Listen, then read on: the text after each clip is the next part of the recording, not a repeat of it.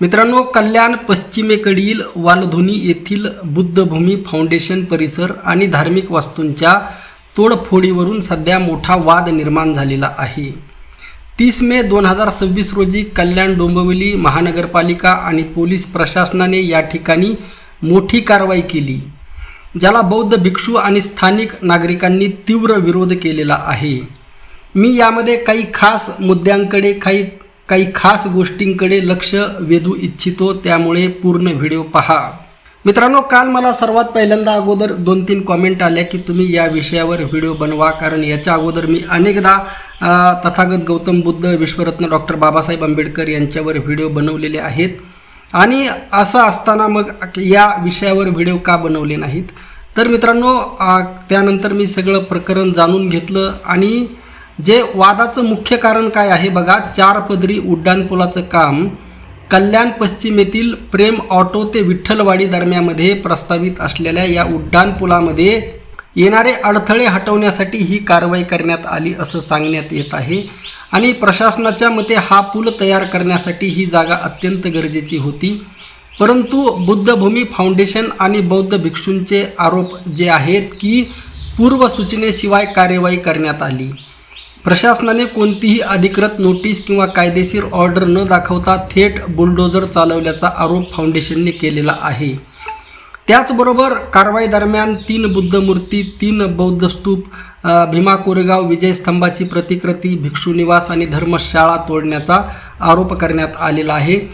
त्याचबरोबर बौद्ध धर्माच्या पवित्र मूर्ती धार्मिक विधी न करता हटवल्यामुळे बौद्ध समाजाच्या धार्मिक भावना दुखावल्या गेल्याचा सुद्धा आरोप करण्यात आलेला आहे.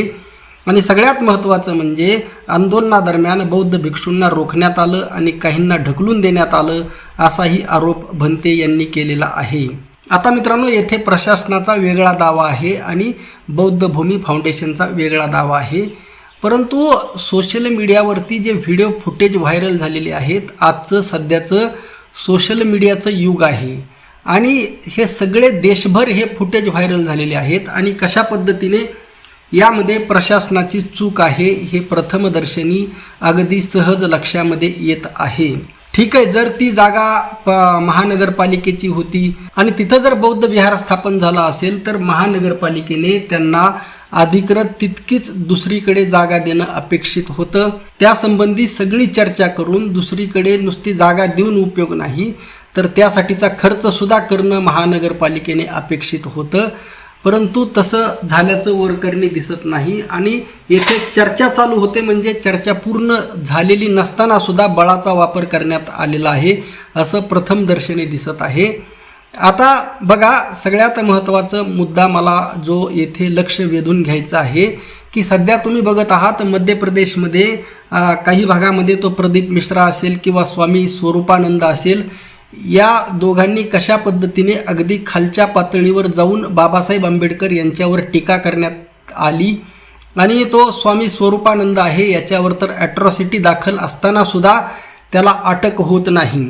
म्हणजे संविधानाची पूर्णपणे पायमल्ली होत आहे. त्याच्या विरोधामध्ये उघड पुरावे असताना, त्याचे स्टेटमेंट सोशल मीडियावरती उपलब्ध असताना सुद्धा जर त्याला अटक होत नसेल तर मित्रांनो, या देशामध्ये संविधान आहे का हा प्रश्न निर्माण झालेला आहे.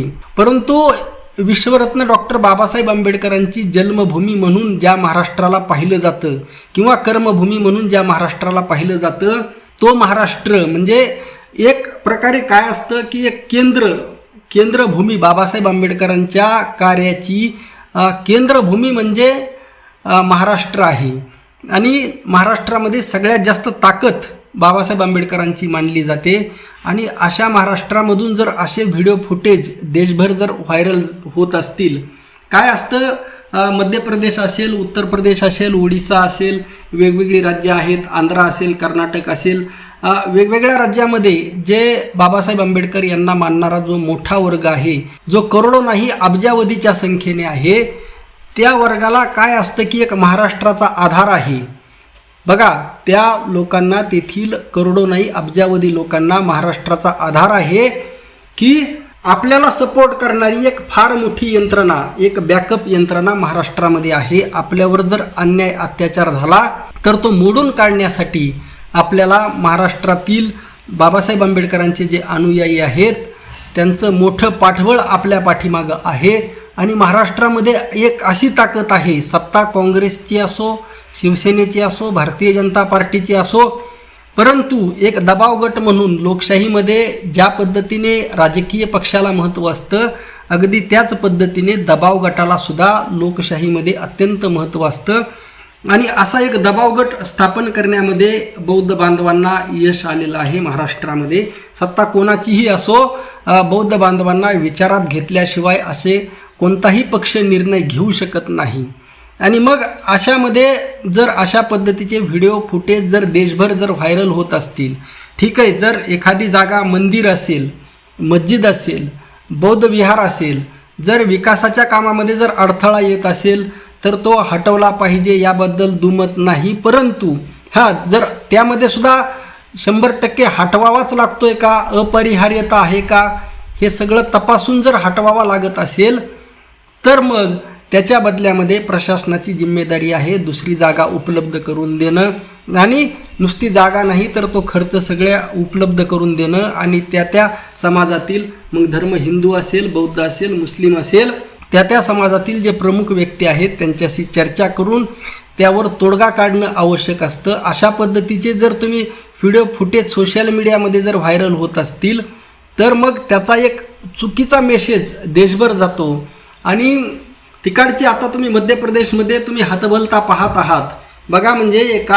एक माणूस बाबासाहेब आंबेडकरांना इतक्या खालच्या लेवलला जाऊन बोलतो आणि त्याला अटक होत नाही, त्याच्यावर कार्यवाही होत नाही. म्हणजे एक प्रकारे तो गट प्रबळ आहे, त्याची बाजू प्रबळ आहे, तो ताकदवान आहे असा त्याचा अर्थ होतो.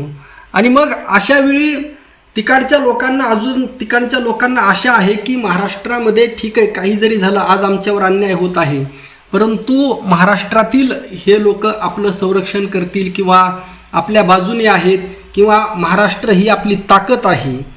परंतु याच महाराष्ट्रातून जर अशा पद्धतीचे व्हिडिओ फुटेज जर जात असतील तर तिकडच्या लोकांमध्ये एक निराशा येऊ शकते.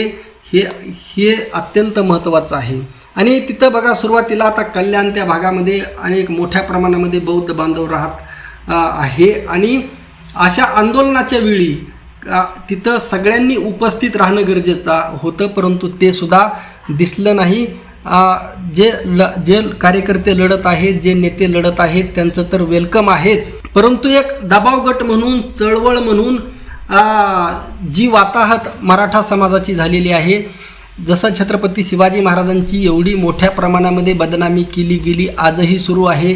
प्रशांत कोरटकर याच्यावर साधी चार्जशीटसुद्धा महाराष्ट्रामध्ये दाखल नाही. ज्या महाराष्ट्रामध्ये 30% जास्त मराठा समाज राहतो आणि महाराष्ट्रातील 80-90% बहुजन समाज हा शिवप्रेमी आहे. आणि खरा शिवप्रेमी, मी अनेकदा सांगितलेला आहे, खरा शिवप्रेमी हा बौद्ध समाज आहे. अशा महाराष्ट्रामध्ये प्रशांत कोरटकर याच्यावर साधी चार्जशीटसुद्धा अजून दाखल होत नाही. हे दुर्दैव असताना एकीकडे बौद्ध समाजसुद्धा आता चळवळीमध्ये मागं पडत आहे का, हा सुद्धा एक मेसेज यामधून जातो. ठीक आहे, आपल्याला विकास कामाला, प्रशासनाला किंवा आपण संविधानिक मार्गाने चालणार आहोत, परंतु या सगळ्या प्रक्रिया फॉलो केल्या गेल्या आहेत का? ज्या कायद्याच्या, संविधानिक मार्गाच्या सगळ्या प्रक्रिया फॉलो केल्या गेल्या आहेत का, हे पाहणं गरजेचं आहे. परंतु येथून पुढे चळवळीतील लोकांनी विचार करणं गरजेचं आहे ज्यावेळेस अशा गोष्टी येतील. कारण काय सगळ्यात महत्त्वाचं काय बघा, देश म्हणून आज आपलं अस्तित्व झिरो आहे. लक्षात ठेवा, आज मनुस्मृतीचा पूर्णपणे विळखा देशाला पडलेला आहे.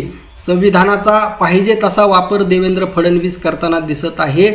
आणि म्हणजे हम करे सो कायदा, संविधानाला किंमतच नाही या भारतीय जनता पार्टीसमोर. अशामध्ये सर्व समाज बांधवांनी एक राहणं गरजेचं आहे. आणि अशामध्ये जर या देशामध्ये संविधान टिकून असेल, कायदा व्यवस्था टिकून असेल किंवा संविधानाचा जो मूळ बेस आहे, ढाचा आहे, हे टिकून असेल, हा देश टिकून असेल, तर तो केवळ एकाच नावाने टिकून आहे. ते नाव म्हणजे विश्वरत्न डॉक्टर बाबासाहेब आंबेडकर आणि तथागत गौतम बुद्ध. आणि त्यामुळे त्यांच्या नावासाठी, त्यांच्या अस्मितेसाठी आपल्या सगळ्यांना, माझ्यासकट सगळ्यांना प्राणपणाने लढावं लागेल, ते सुद्धा संविधानिक मार्गाने. हे या निमित्ताने लक्षात घेणं गरजेचं आहे. प्रशासनाचा जाहीर निषेध. जर ती जागा आवश्यक असेल तर समाजातील सर्व ज्येष्ठ व्यक्तींना, मान्यवर व्यक्तींना बोलून सन्मानाने दुसरी जागा देणं गरजेचं आहे आणि तो सगळा खर्चसुद्धा प्रशासनाने करणं गरजेचं आहे. आणि झालेल्या जे व्हिडिओ फुटेज जे बाहेर आले ते प्रशासनाकडून येणं अपेक्षित नव्हतं. त्यामुळे या गोष्टीचा निषेध. आपलं मत नक्की कळवा. रामकृष्ण हरी. जय जगद्गुरू. जय शिवराय. जय भीम.